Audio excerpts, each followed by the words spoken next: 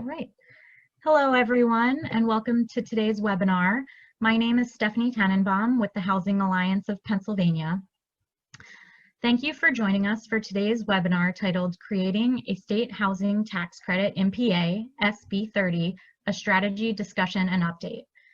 To let you all know, this presentation is being recorded and will run approximately 60 minutes, including question and answer time. Additionally, please note that we are able to save the information in the chat feature.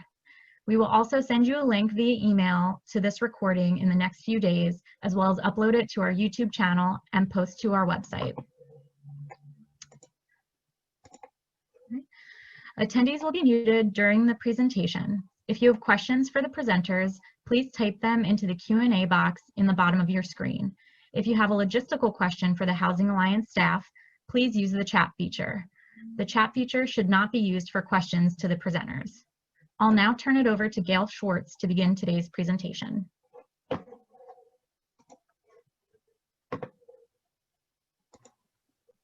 Thank you, Stephanie. As she said, my name is Gayla Schwartz. I'm the Associate Director, Policy and Strategic Initiatives here at the Housing Alliance. The Housing Alliance, along with our partners at the Pennsylvania Association of Housing and Redevelopment Agencies, PAHRA, and the Pennsylvania Developers Council, all thank you for joining us today. The purpose of this webinar is to provide you all with a status update and to discuss strategy to create a state housing tax credit in Pennsylvania. To provide some background, the state housing tax credit will be a new source of funding, leveraging private partners to support the construction and rehabilitation of safe and affordable homes in our state. Senate Bill 30, the legislation to create a state housing tax credit, was introduced by Senator Tom Killian last year. Thanks to the leadership of Senator Killian, this bill has moved swiftly through the legislature. Senate Bill 30 has passed the Senate unanimously, as well as the House Urban Affairs Committee and the House Appropriations Committee. So we know that we can get this legislation passed, we can get this done if you help us to raise attention to this issue in the next few weeks. So joining us in today's conversation, we have Dan Farrell from PAHRA, Andy Haynes from the Developers Council, Lois Hagerty from State Street Partners, and then the Housing Alliance own Andrea Menino. But before we hear from all of them, I do want to give a couple of minutes to Peter Kaplan, the Policy Committee Chair for the Housing Alliance. Good morning, everybody. My name is Peter Kaplan, and I'm the Policy Chair of the Housing Alliance Board of Directors. I'm a retired housing professional who originated investments in low-income housing tax credits for 17 years. I strongly believe that we need a state housing tax credit because despite the success of the federal housing tax credit, there remains a shortage of nearly 300,000 affordable and available homes for low-income renters in Pennsylvania. For this reason, the creation of the state housing credit is the top legislative priority of the Housing Alliance. We believe that the annual $10 million of state housing tax credits provided in the legislation will lead to the successful completion of housing developments that otherwise would not get done. Many proposed developments aren't built because the sponsors and funding agencies can't find enough money to complete them.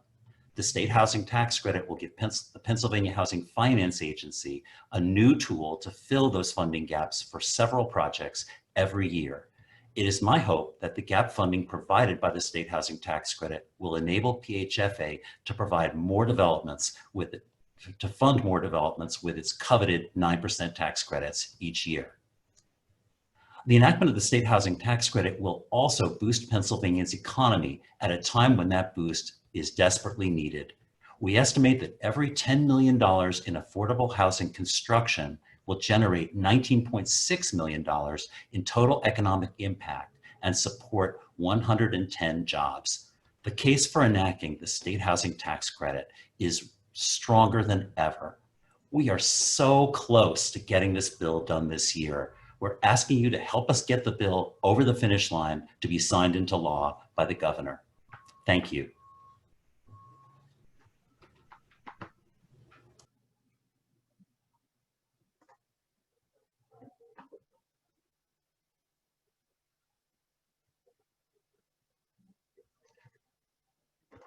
Sorry. Next, we have Dan Farrell with PAHRA.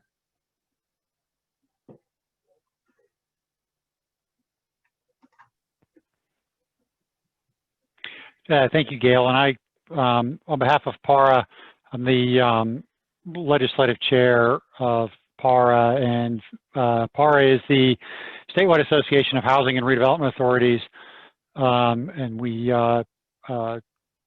reach completely across the Commonwealth, and a lot of our members are very active in the tax credit world and in doing development activities. And I think one of the most important things for us is that it provides another source of funds. As many of you know, in doing tax credit deals, there are gaps in the financing, and this is another source. And I think it's important to, kind of as Peter mentioned, in addition to the leveraging and the economic development benefit of doing affordable housing, a lot of housing authorities have significant waiting lists. So we know there's a need in our communities to develop more housing. So this, in addition to the 4% and the 9% credit programs, will be beneficial to our communities, and another resource we can put in the toolbox to do affordable housing development.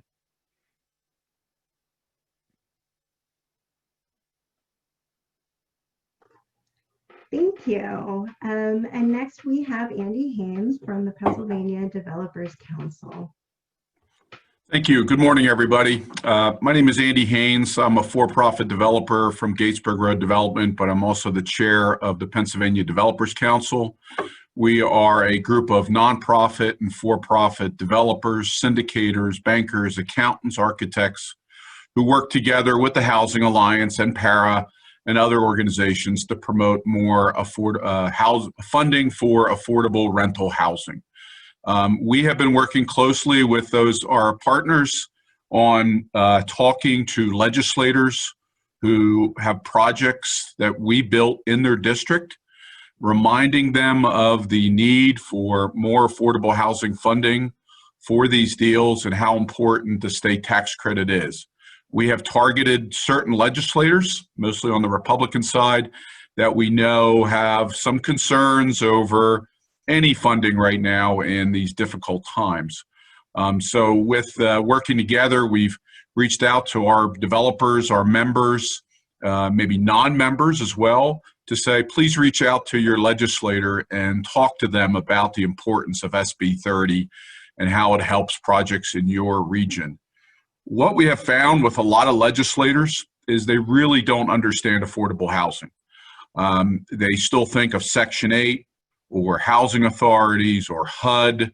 And so it's an education process. And if we don't continue this education process, then we're going to find that legislators won't understand it and they'll vote against it. So we encourage everybody out there to engage your legislator, talk to them about a project that they know in their community that's a positive project that has done good things, like a senior deal or maybe a redevelopment of a vacant blighted property that has had a positive impact on their community, and engage them and talk to them. Even if you can't reach a legislator yourself, talk to somebody from their staff. Maybe take them on a socially distanced site visit. As for the state tax credit, it isn't the perfect tool for financing. Nothing is. But there are a lot of banks and businesses that are interested in using the tax credit. It as Dan said and Gail said, it's another tool in the toolbox. And I like to have a lot of tools in my toolbox because then I can fix things quicker. And so what this does is just give us another tool. So please reach out to your legislators, your senators. Do what you can to help push this through the finish line. And we thank you for your time. Everybody have a good day and be safe. Thank you, Andy. And now we are going to hear from Lois, who's really going to talk to us about strategy on how to get things moving again. Thank you, Gail. So let me introduce myself. I'm Lois Hagerty. I'm a lobbyist and government relations consultant and a former Republican legislator. Served many years ago now, honestly, but 13 years in the Pennsylvania legislature. And I've been representing the Housing Alliance off and on for, I don't know, probably 10 years. So this has been a really, really successful effort, and we want to get it to the end, to pass and be signed by the governor. The Senate really understood, the sponsor understood, all of the senators understood in a uniquely bipartisan way that this tax credit bill, Senate Bill 30, which Andrea will tell you more specifically about, is a way to help not only build more housing for people who need housing, but also to create jobs, to create revenue for the Commonwealth, and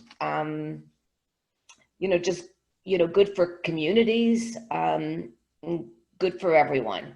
What happened when it got to the House after passing the Senate unanimously is apparently, although there were some strong supporters, when the Republicans caucused on it, there were significant concerns about tax credits as a whole, and in particular about the fiscal implications.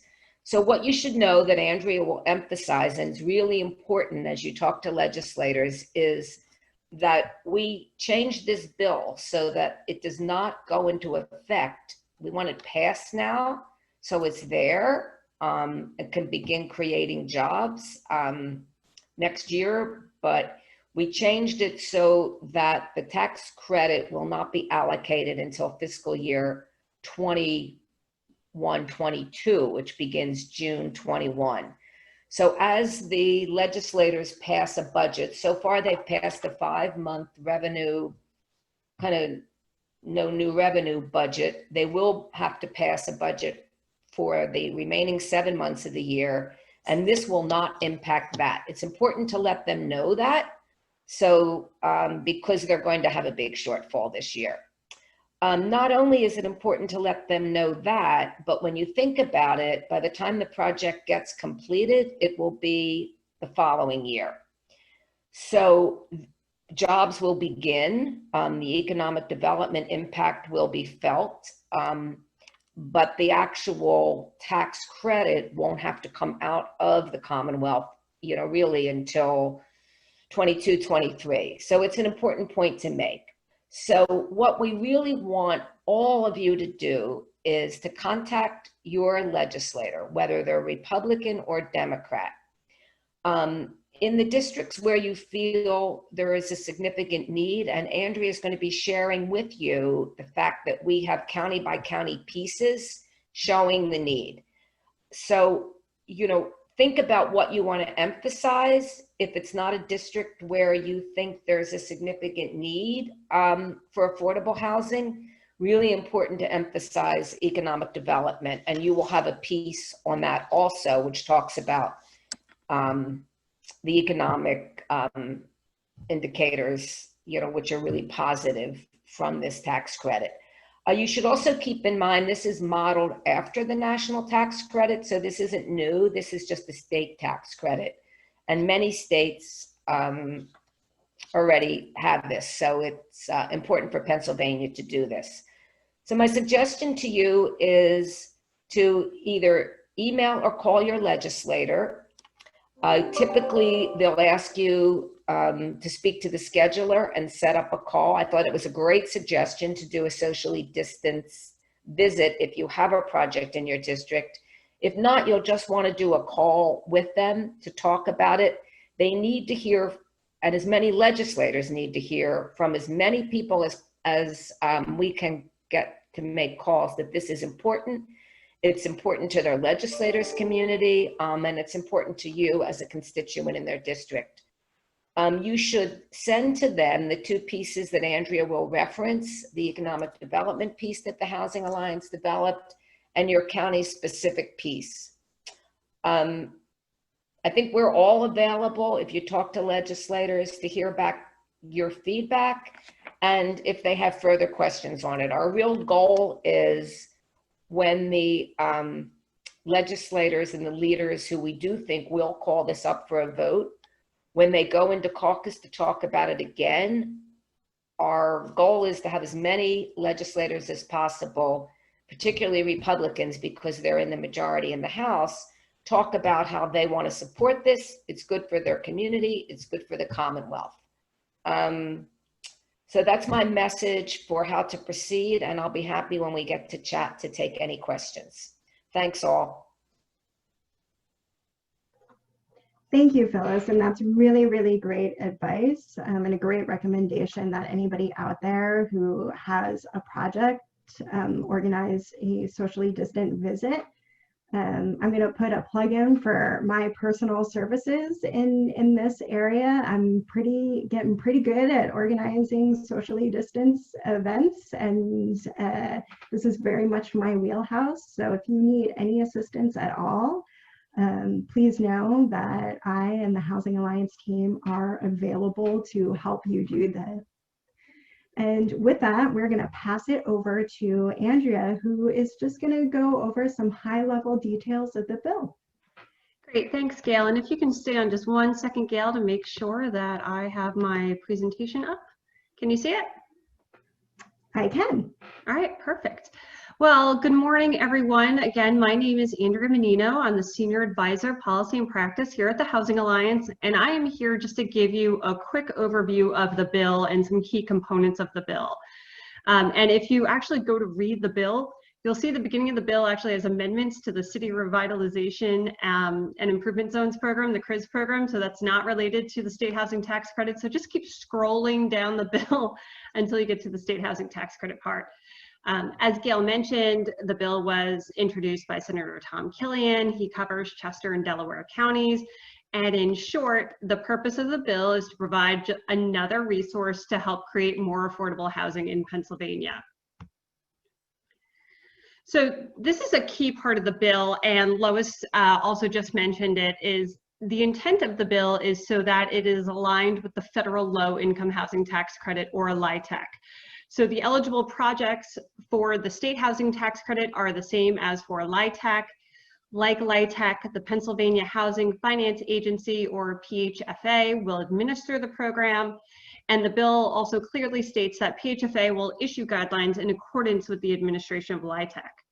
I do want to note up front, though, we won't have answers to all the questions you may have about the bill, because those answers won't be known until the bill is passed and guidelines come out. So I know there are some technical questions people have, and unfortunately at this time we just don't know them. We just know what's in the bill. We know the intent, but we're still waiting to hear how the mechanics play out with the bill.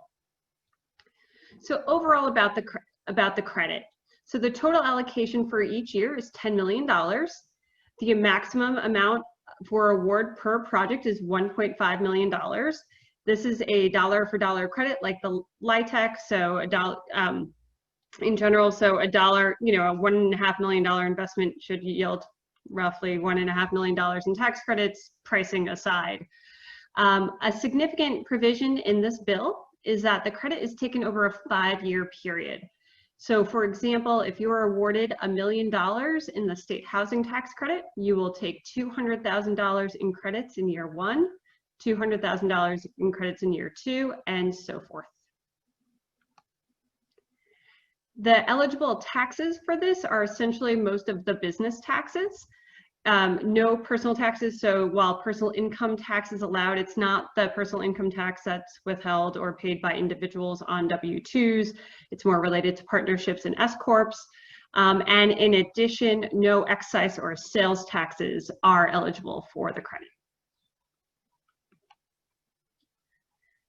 One of the elements written into the bill are the credit award considerations. So PHFA must award credits where it reasonably believes that it will result in at least 10% of the state tax credits being used to provide housing to households at 30% AMI, area median income, or lower.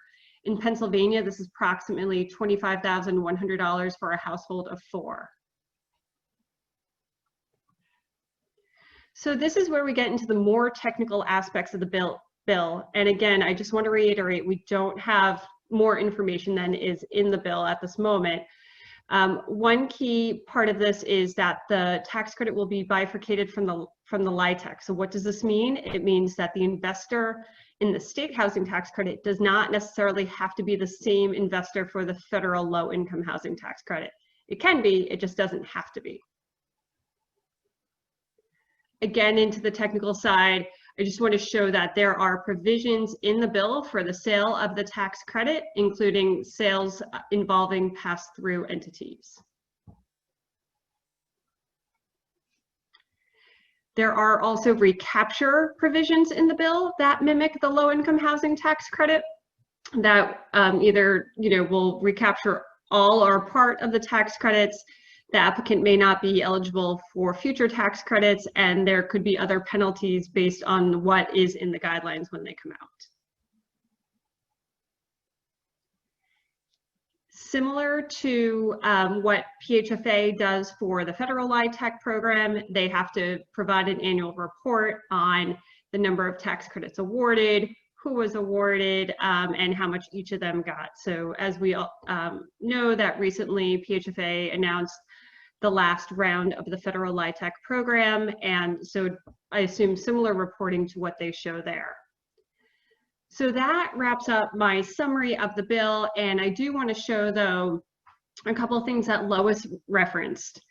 So here at the Housing Alliance, we had an economic impact brief created, and this talks about the economic impacts from the construction of affordable housing. This does not talk about the economic impacts from the ongoing operations, which is just more economic impacts, and obviously has a huge impact on those, a huge positive impact on those living in the affordable housing, and people working with them, and businesses in the area that have employees living nearby. But just want to show that we have this economic impact brief.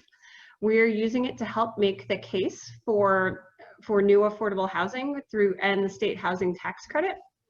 It is a 2-page brief, and we will be sharing this after the webinar. This is actually on I believe on our website right now. We've sent it out previously, but just want to show that this is something that you can send to your legislators when you contact them to help make the case for the state housing tax credit. There are so many positives that will come from new affordable housing. This is just one way to show some of those positive impacts. Lois also mentioned that we have county fact sheets on the need for affordable housing.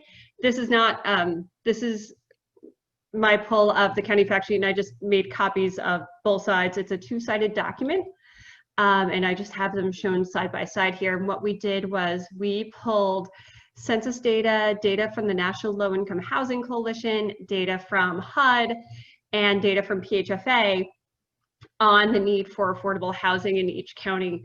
My example up right now is Butler County, and we walk through, how many affordable and available rental homes there are for every 100 families in need.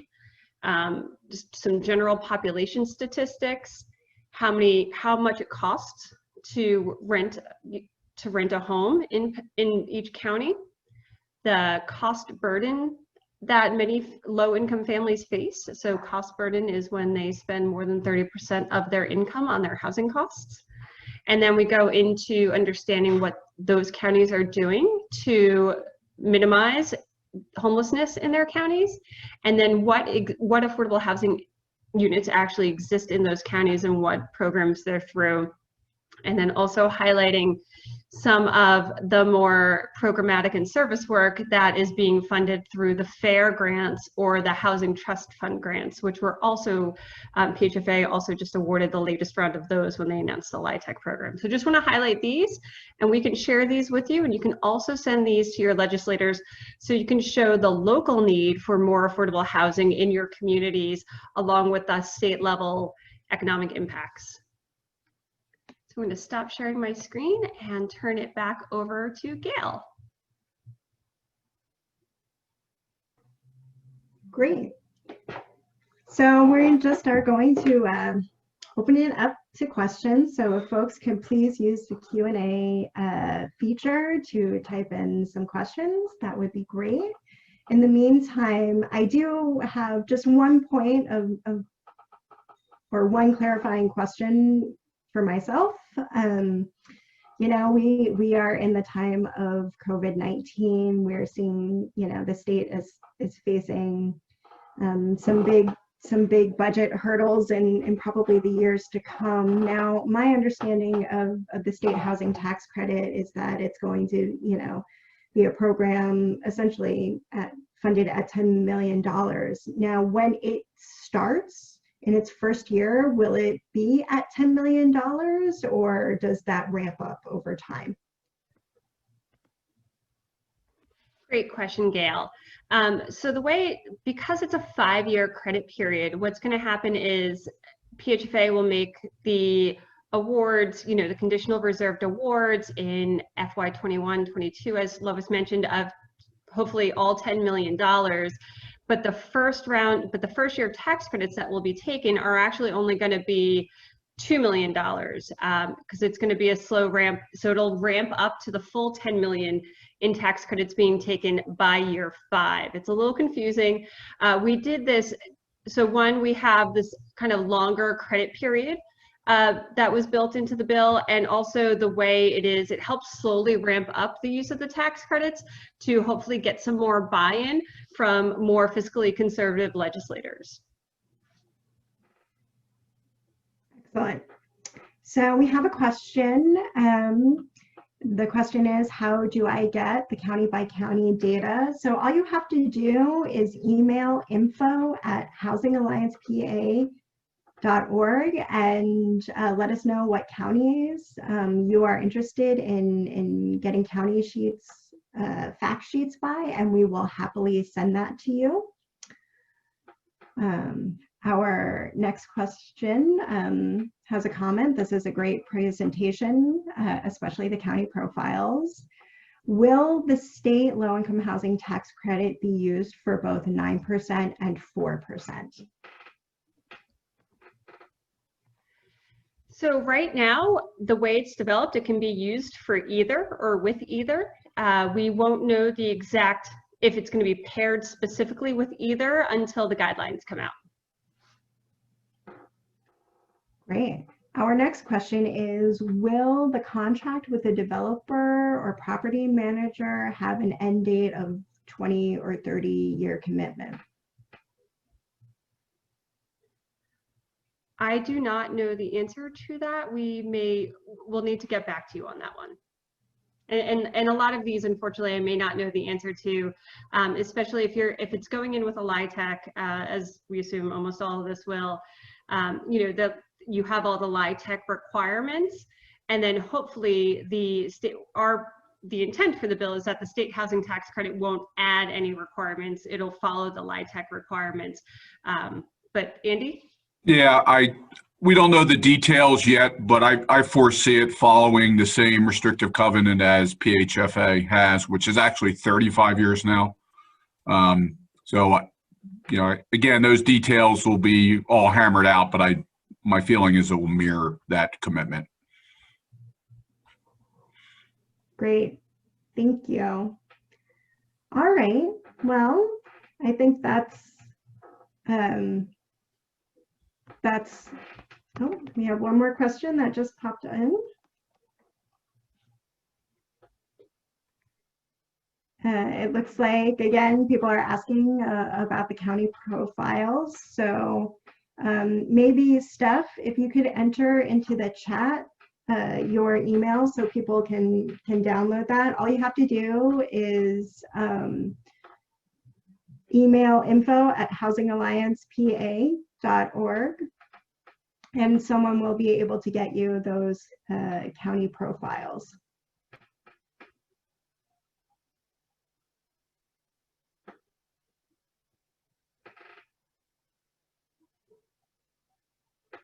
Great. I want to thank everybody for getting on